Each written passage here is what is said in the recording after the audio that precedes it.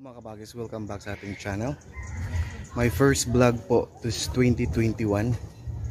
Yan yung ating American Bully, si Maseda. Hello Maseda.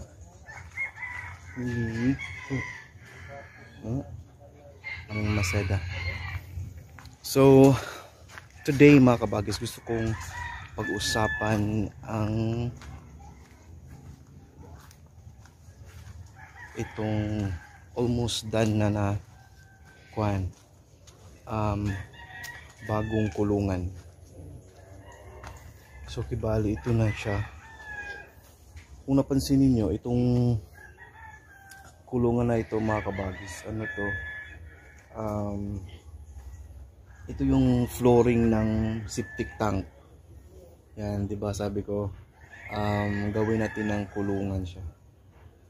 So yan, kumbaga kasya lang dito yata ang tatlo or apat na baboy. So ito yung ating ginagawa sa ating kulungan. So gusto ko lang i-share sa inyo mga kabagis, kasi maraming mga nagtatanong dito na paano daw gawin para hindi na babaho yung ating babuyan. Ang ginagawa ko po dito mga kabagis is, this is a combination po of organic farming, kasi mayroon silang sinasabi na babuyang walang amoy. Totoo po yun. Ang gagamitin lang natin dyan is yung sawdust, yung bang sa Bisaya ginabas nga lubi, or any type of kahoy na ginabas, yung bang doon yung mga pulbo ng kahoy, yun yung sawdust. Yan, so papakita ko sa inyo kung bakit hindi mangamoy yung babuyan ninyo kung may sawdust. Ganyan, ito siya mga kabagis. Yan, so kung pwede mo siyang gawing pataba, kung maggawa ka ng garden mo, maliit na garden, may ginawa akong okra, yan, tapos malunggay. Well, dito ko muna nilalagay temporarily. So ang ginagawa ko dyan mga kabagis, para ang technique para hindi babaho yung inyong babuyan is, of course, meron talaga yung gagawing septic tank. Pinaka importante yan, yung septic tank natin, hindi yan kumbaga lalagyan lahat dumi, ihi, tubig ng paggaligo. Hindi. Ang gagawin ninyo para hindi double purpose yan ang paggamit ng sawdust, para unang-una hindi mababaho yung babuyan ninyo, pangalawa na iwasan ninyong mapuno agad yung inyong septic tank. Ang isa sa mga magandang halimbawa dyan, itong unang septic tank ko yan. Technically, mga 2 months pa lang puno na siya, kasi dyan lahat, dumi, ihi, liguan mo yung baboy, na dyan lahat. Wala pa kaming sawdust noon, kakagamit lang namin yan. So, ang nangyari mga kabagis, kapag ganyan yung setup ninyo, mapuno ka agad yan, kahit gaano yan kalalim, kahit gaano yan kalaki. Yung septic tank, mapuno yan, dahil yung dumi ng baboy ang dami. Every 30 minutes yata or 1 hour magdudumi yan sila. So ang dami ng dumi. Kung ang baboy naman ninyo is more than 10 yung alaga ninyo, so mapupuno talaga yung septic tank. So yun yung nangyari sa unang septic tank natin, kasi wala pang sawdust. So ngayon nandito na yung sawdust natin. So para hindi siya babaho, i-collect mo yung dumi ng baboy kapag nagpupupo sila, at i-separate mo, lagyan mo ng sawdust. Tapos ang i-wash out mo na lang yung kanilang maliliit na mga, yung mayroon kasi yung dumidikit na dumi, yun na lang yung i-wash out ninyo. At saka yun, yung mga ihi pagkaligo nila. So hindi madaling mapuno yung septic tank ninyo. At pangalawa, mayroon pa kayong organic fertilizer in the future. Kasi mga ilang araw dyan na mabubulok yan siya. Tapos magawa mo siyang o gawin mo siyang fertilizer. So dalawa yung purpose kung bakit maganda na magamit tayo ng sawdust para una-una hindi babaho, pangalawa hindi madaling mapuno yung septic tank, at yun, madali ang paglinis din. So hindi ka mahirapan. So yun mga kabagis, no? So ito yung ating example. Yan siya. Gusto kong ipakita sa inyo. So, 2 sako pa lang nagamit ko dyan. Mag 3 weeks na siya. So, technically, pwede mo siyang i-mix. Tapos, hanggang sa iitim na siya. So, yung ginagawa ko. Ang idea kasi dito, mga kabagis, explain ko lang konti. Ang nagbigay sa akin ng idea ng sawdust, yung babuyang walang amoy, is yung Feed Pro. Kung nakilala or na ano yung Feed Pro, sila yung nagtuturo ng babuyang walang amoy. So basically, yung kulungan mo dapat dyan yung ilagay ang sawdust. Tapos hindi na kailangang liguin yung baboy kasi nandyan na. Pero ayaw ko yung ganon kasi maganda siya, pero in the long run hindi mo maliguan yung baboy mo.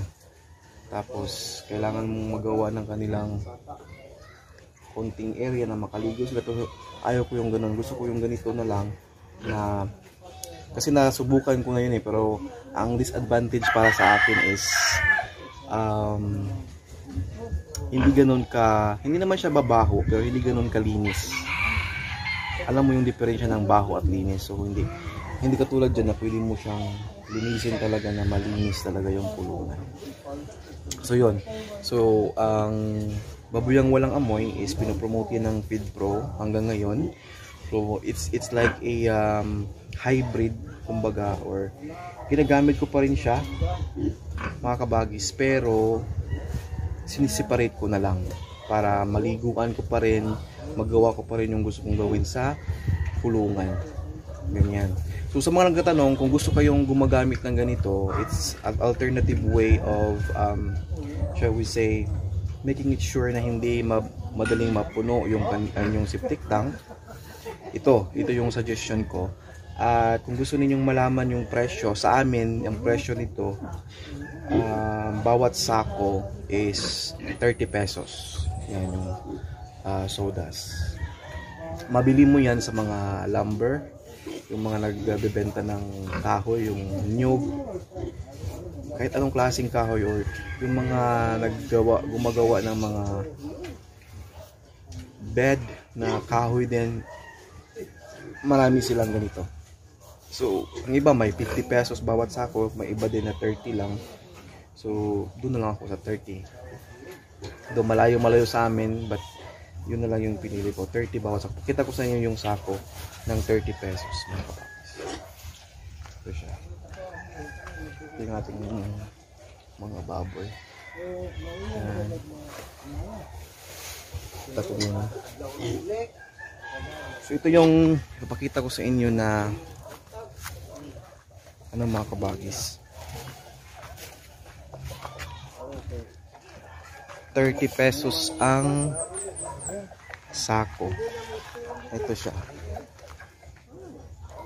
So yung mga kita nyo ba? Yan po.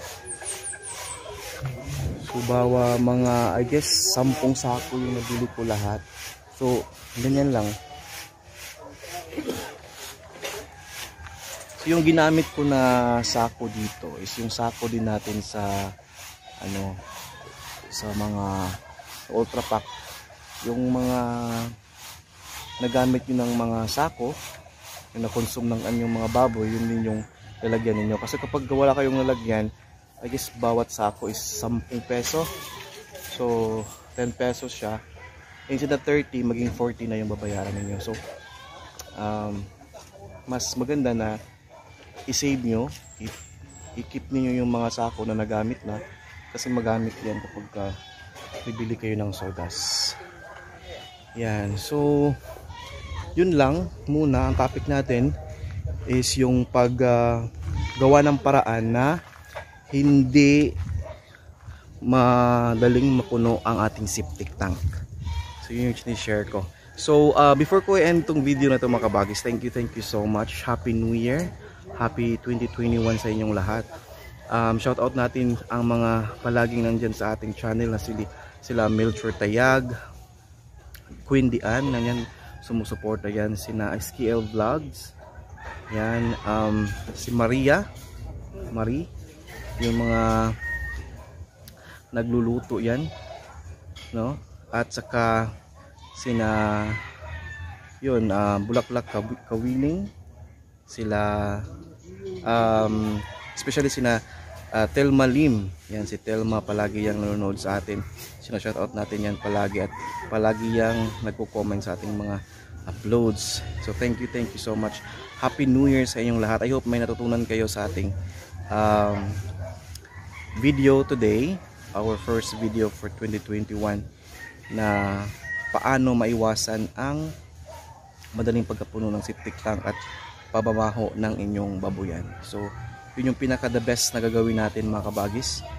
So hindi kailangan na, actually hindi naman talaga kailangan magawa ng septic tank kung hindi naman kayo kalapit sa mga kapitbahay. Pero sa mga ganitong area ko na malapit-lapit lang yung mga kapitbahay ko, so I really have to make a septic tank para hindi tayo maireklamo. Pero kung gusto niyo yung setup na babuyan na walang amoy talaga, na nandun na ilagay niyo yung sodas at dun ang baboy din, pwede din yun. Hindi na kailangang mag septic tank doon. Pero nga ang gusto ko is talagang malinisan ko, makuskus ko ng sabon, masabunan natin. Yun yung gusto ko kasi. So kaya ganun yung ginagawa ko. Yun lang po. Thank you so much for watching. Happy New Year. Bye-bye.